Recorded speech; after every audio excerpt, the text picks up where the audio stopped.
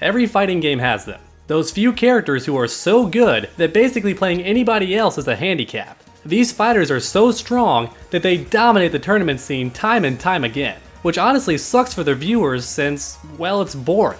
No one likes watching the same characters over and over again. Variety is the greatest strength a fighting game has. Therefore, overpowered characters are like kryptonite to the very games they inhabit. But what exactly makes a character overpowered? Clearly, characters this strong are detrimental to the game, so it goes without saying that developers don't intend to make these characters OP. Well, unless they're advertising a movie. Oh, or if they're DLC. People are more likely to buy DLC if they're good. Capcom doesn't know that though. Nobody told them. I think I might have gotten off topic. Okay, back on track. Let's discuss what makes characters overpowered in a fighting game. Now keep in mind an OP character is not the same as a broken character. Broken characters abuse an exploit that they weren't meant to have. For example, Cyborg used to have an infinite block string in Injustice 1 with his projectiles. This was obviously not intentional and had him banned from a few early tournaments. A broken character quite literally breaks the game, hence their name. However, an OP character is simply too good. So good in fact, that they dominate tournaments. This is obviously because there's money on the line, and nobody wants to throw cash away just because my character loyalty. For example, even Biohazard has a pocket Deadshot, even though he's a Bane main. That's just fun to say, Bane main, Bane main. Anyway, anyone who wants to win is compelled to play an OP character, or at least make them a pocket character. So let's look more in depth about what makes a character overpowered. I think Supergirl's a good place to start. Supergirl was very good during the beta, and she was good for two main reasons. The first and most obvious is the limited roster. There weren't any characters in the beta who countered her. The second factor is her large moveset. Let's go down the list.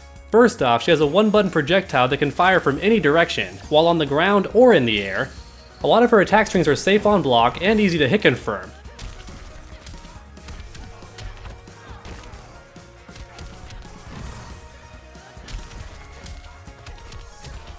Her ground bounce can actually cross up the opponent if you wanted to.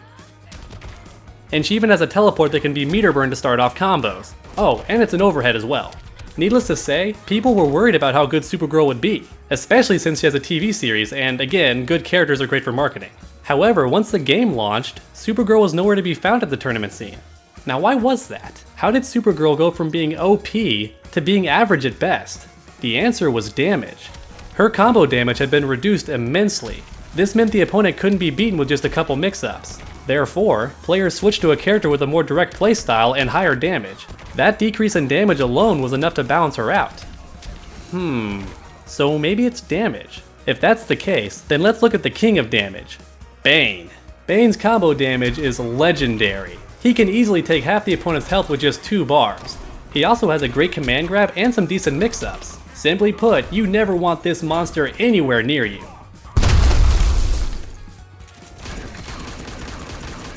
Thankfully, that's not very hard. Bane has a very tough time getting in. Basically anyone with decent keep away eats his lunch. Once again, this is why Biohazard has Deadshot and Harley Quinn as backup against keep away characters. Bane's struggle to get in simply outweighs his damage potential in certain matches. That's his balance. He does great damage, sure, but only if you get in. He's strong in one area, but weak in the other. This balances him as a character. If you're his opponent and you play smart, he can't get in. However, if you mess up, he deletes your health bar. Balance! So it's not damage, and it's not a vast moveset either. Neither of those traits on their own will make a character OP. At least, not as long as a second factor balances them out. Let's look at an obvious example. Deadshot. As mentioned earlier, this character dominated the tournament scene. His keep away game is honestly the best I've seen in a modern fighting game.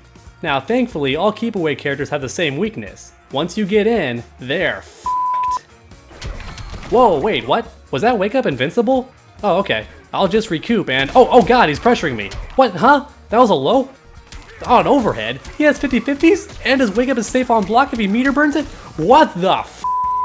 Okay, you get the idea. Deadshot has 0 weaknesses. His keep away is godlike, but his offense is good too. He has overheads and lows that both lead to full combos. To top it all off, his wake up game is strong too. So he has a solid defense. This is what it means to be overpowered. Being really strong in one area and okay everywhere else. Basically having no weaknesses at all. A good example of this would be if Bane had fast projectiles, or maybe a teleport that was safe on block if he meter burned it. A character becomes overpowered when there isn't a weakness to balance out their strengths. No matter how strong they are in one area, a strong weakness will always balance them out. For example, an easy way to balance out Deadshot would be to remove the invincibility on his wake up and take away his 50-50 mix-up game. With those things gone, he's just a really strong keep-away character. Strong, but not overpowered. In summary, an OP character excels in one aspect and is average in all the rest. They're the best at what they do and good at everything else as well. There's no weakness to exploit and no shortcomings in their playstyle. It's not simply damage or having a large moveset, which means that balancing them isn't that hard. Now, despite this, some developers still refuse to nerf certain characters, not out of spite, but because they fear the backlash of nerfing these popular, sometimes fan-favorite characters. At any rate, at least now we know what makes a character overpowered. Whoa, hey, what's that? Oh, it's my new Not Safe on Block t-shirt. I tend to say that every now and then. You can check out this t-shirt and more using the link on screen. Every purchase helps support the channel and you look good while doing it. If you want to support my channel more directly, then there's always Patreon. And make sure to subscribe and hit the bell if you haven't already. That tells you when I've made a new video. You really don't want to miss them, they're pretty awesome. Thanks for watching everyone. Make sure to come back next time and as always, stay underdogs.